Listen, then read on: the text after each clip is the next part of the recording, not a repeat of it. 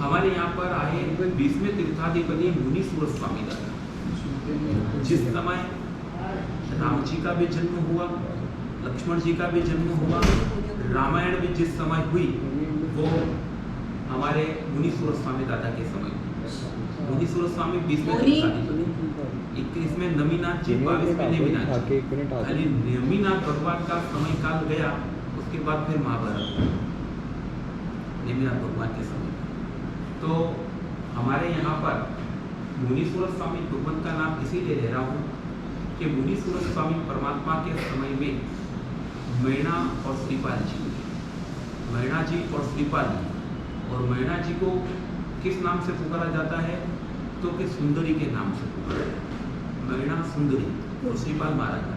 अब उनको सुंदरी क्यों कहते हैं तो कि सुंदरी कहने का कारण एक ही था कि उस समय पृथ्वी तल पर उनके बराबर सुंदर कोई दूसरा नहीं था। देवलोक की अप्सराएं भी, देवलोक की देवियां भी जिनके आगे फीकी थी, ऐसा उनका रूप स्वरूप था।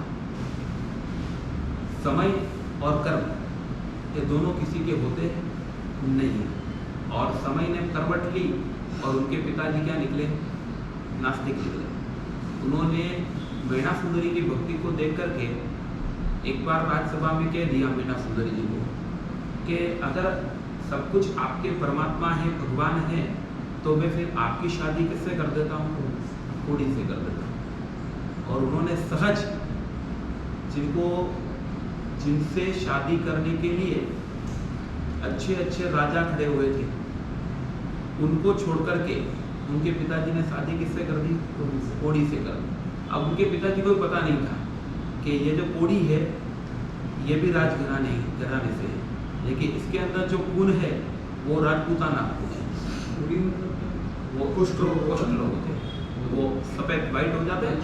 हाँ, तो हाथ पांव सब फंगस हो जाती है। तो वो 500 कोड़ियों के साथ उनका राज्य छूट गया, भागना पड़ा, और कोड़ियों की टोली में मिल गए, उनको भी कोड़ रोग हो गया, और उनके राजा, कोड़ियों के राजा श्रीपाल महाराजा को बना दिया, और वो भी गधे पे बैठ करके जा रहे थे। उनके साथ सुंदरी का विवाह कर दिया। अब विवाह हो गया, और ये तो परमात्मा की भक्ति में लीन रहते थे, और महाराज ने कहा कि भाई देखो हम तो सब कोड़ी हैं, और अगर आप हमारे साथ में रहोगे तो आपको भी ये रोग हो जाएगा, तो कि अब मेरे जो कर्म है वो तो मुझे भुगतना ही है, और संसार का नियम है अगर आपके पास मेरा विवाह हुआ है तो मुझे तो रहना तो आपके साथ ही पड़ेगा।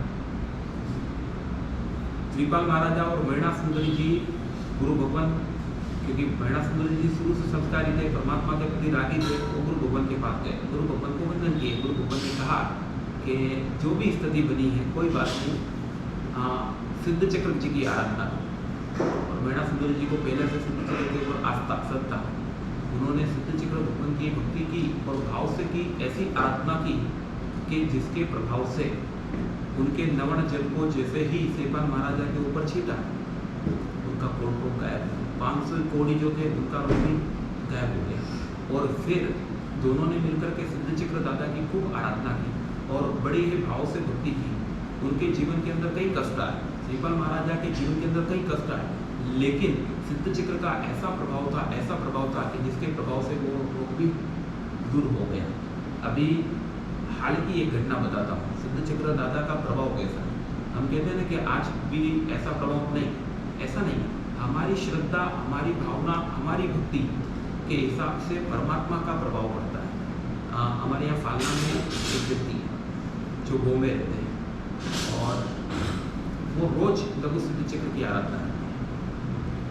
वो फालना से बॉम्बे गए, और बॉम्बे गए और एक दिन के बाद उनके पास फोन आया कि फालना कोई अर्जेंट काम है और वो सरकारी काम है, तो उसके लिए तो आपको फालना वापस आना ही पड़ेगा। ऐसे में सोचा यार कल तो आया, अब वापस जाऊं, टिकट का उन्होंने पूछा है एजेंट को, मना कर देगा भाई साहब ये तो कुछ भी नहीं हो सकता, या तो आप कैंसिल कर दो या फिर आप बाद में रखो, अभी हो ही नहीं सकता, जाना जरूरी है। तो भाई साहब ने फ्लाइट के लिए अप्लाई किया, उदयपुर चला जाऊँगा, उदयपुर से फ़ोन आ जाएगा, फ्लाइट में भी जगह नहीं मिली। उन्होंने फ़ोन लगाया कि भाई साहब अभी 2 दिन के बाद हो सकता है, तो कह नहीं, अगर आप कल आते हो तो कल ही अधिकारी आ रहे हैं, उनसे मीटिंग करके आपका काम हो सकता है, बाकी आपका काम फिर होने वाला नहीं है। तो भाई साहब ने कहा कि चलो जैसा होगा वैसा देखा जाएगा। सूटकेस उठाई, कागज रखे और सीधे स्टेशन आ गए। स्टेशन आए, सेंट्रल स्टेशन आकर के गाड़ी देखी तो गाड़ी की हालत खराब, इतनी भीड़, पैर रखने की भी जगह नहीं। भाई साहब ने सोचा काम कर देता हूँ, जा तो रही हूँ, जनरल टिकट लेकर के देखता हूँ, अंदर जैसा होगा सर नीति से करेंगे। ये भाई साहब जाकर खड़े हुए, इनका तो दिमाग आउट हो गया, कैसे जाऊँगा, ये तो पॉसिबल नहीं लग रहा है। वापस जाने की तैयारी कर रहे थे, सूटकेस नीचे रखा और सोच रहे थे अब क्या किया जाए, या तो छोड़ दिया जाए, फिर अब जो होना होगा वो होगा, या फिर या तो गाड़ी करके जाओ, ऐसा कुछ सोच ही रहे थे। पता नहीं, पलट के देखा तो सूटकेस भी गायब। अब ये और ज़्यादा टेंशन है। फिर एक पता नहीं कोई व्यक्ति आया, इनका हाथ पकड़ा और इनको कोच के अंदर बिठा दिया। पकड़ा हाथ स्टेशन के बाहर से, इनको अंदर बिठाया, बोले मुझे पता ही नहीं, लेकिन हाँ इतना पता है किसी ने मेरा हाथ पकड़ा, मेरे को कोच में बिठा दिया। ये स्लीपर कोच ऐसा बैठ गया। अब ये सोच रहे कि सूटकेस गया, लेकिन फिर भी मैं जा रहा हूँ। ये गए और जिसकी सीट पर ये बैठे थे वो व्यक्ति आया, वो किसी कुछ नहीं दिया। ये सुबह उठे, फालना उतरे तो ये विचार करे अब सूटकेस तो है नहीं, यहाँ आ तो गया हूँ, काम तो वैसे भी नहीं होना है।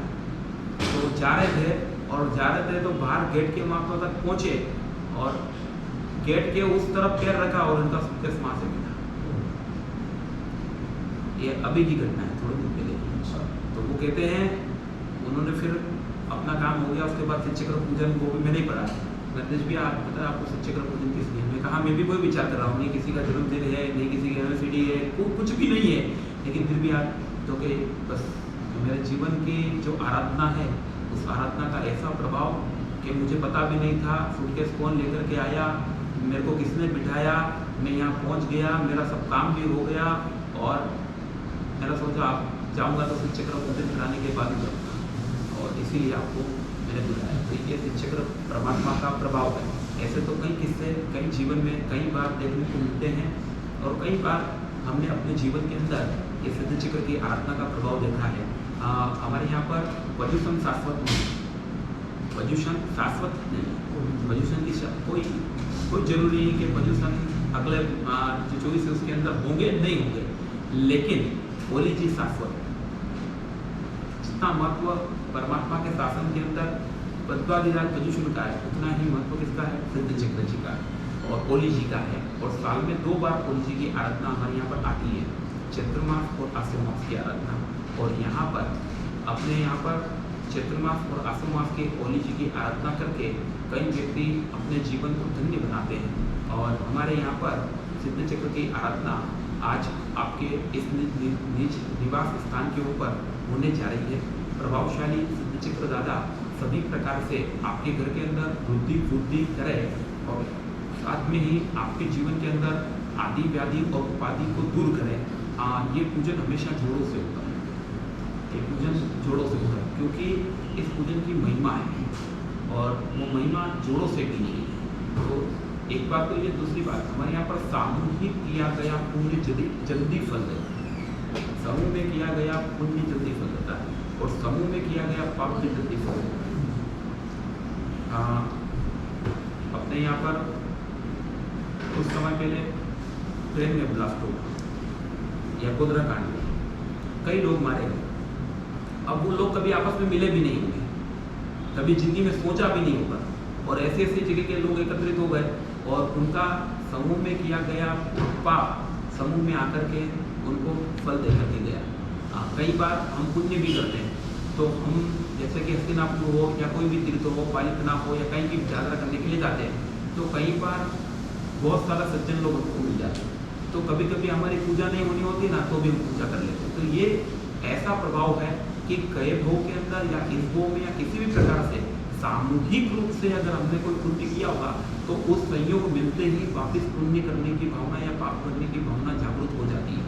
एक व्यक्ति होता है, हम यहाँ बैठे हैं तो हमें आराधना करने की भावना, यही अगर हम कहीं मार्केट में होते कहीं होते कोई व्यक्ति का चलना है कि ये काम कर लेते हैं, तो अपनी इच्छा नहीं होती ना, तो फिर भी हम वो काम करने के लिए तैयार हो जाते हैं, क्योंकि सामने वाला का हाँ, तो निमित्त कौन बन गया? सामने वाला। लेकिन वो सामने वाला कब निमित्त बना कि जब गुरु भाव के अंदर हमने उसके साथ मिलकर के कोई ऐसा काम किया था, तो वापस संयोग से वो हमको यहाँ मिल गया। तो यहाँ पर ये सिद्ध चक्र की आराधना में 24 का पाठ यहाँ पर किया। 3 24 है, और 3 24 में से कोई भी एक 24 पूजन प्रारंभ होने से पहले हमको बोलनी पड़ती है। उसमें से एक 24 का पाठ मैंने यहाँ पर किया। क्यों किया? क्योंकि ये 24 हमने यंत्र बना लिया, मांडला भी बन गया, लेकिन मांडले की स्थापना 24 के द्वारा करने में आती है। तो उस 24 का पाठ हो जाने के बाद अब यहाँ पर यंत्र के ऊपर हम किसकी आराधना करेंगे, किसको कहाँ पर विराजमान किया गया है, कौन कहाँ पर विराजमान होकर के हमारे जीवन को धन्य बनाएगा, उसके लिए सिद्ध चक्र स्तोत्र की आराधना बताई गई है। उस सिद्ध चक्र दादा के स्तोत्र की आराधना करेंगे। सबसे पहले पंच परमेश्वरी परमात्मा को याद करेंगे मंगलाचरण के द्वारा। नमो रुद्राजर्वद्यतादुभ्य ओम नमो रुद्राजर्वद्यतादुभ्य अरहंतो भगवंत इंद्र महिता सिद्धाश्च सिद्धि स्थिता आचार्याजिन शासनोन्नति करा पूज्या उपाध्यायिका श्री सिद्धांत सुपाठका मुनिवरा रत्नत्रयाराधका पंचेते परमेष्ठिन प्रतिदिनं कुर्वन्तु वो मंगलम कुर्वन्तु वो मंगलम। नमो रसत्ताजर्वध्याय शिरसा